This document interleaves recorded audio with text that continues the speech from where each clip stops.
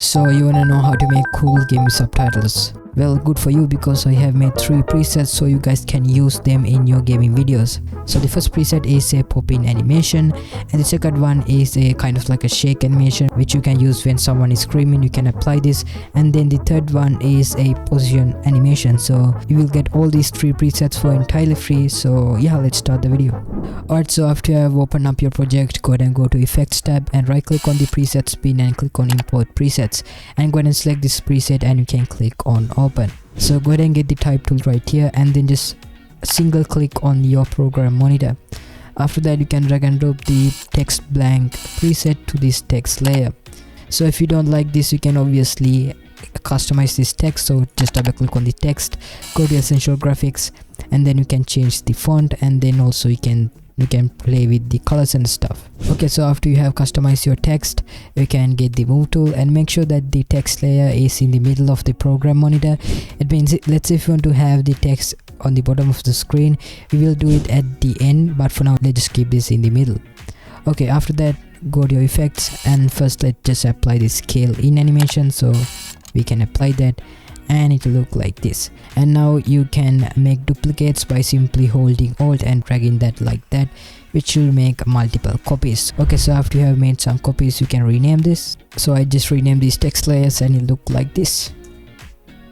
And I think that looks pretty smooth, right? Okay, so now let's see how you can reposition these text layers on the bottom of the screen. So you can select the text layer and you can change the position like that, but if you do that, you'll get this weird effect, like this little weird effect. So if you like that effect, you can keep it like that, but if you don't like it, you can simply reset the position. So make sure you are done with all these subtitles. If you are done with all the subtitles, you can select all these 3, right click, nest them, and click OK.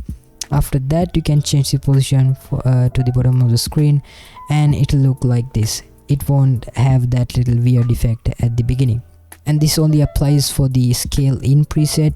If you put the position preset, you don't need to nest the clip and change the position. You can simply change the position in the effect. So now let's see how you can use the other preset.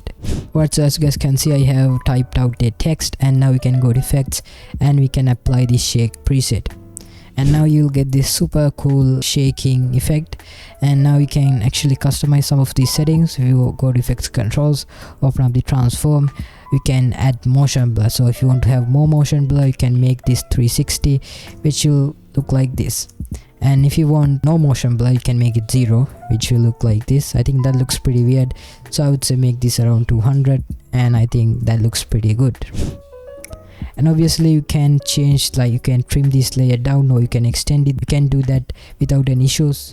So now let's apply the position preset. So after you typed your text, you can simply drag and drop the position preset to the text layer, and it will look like this.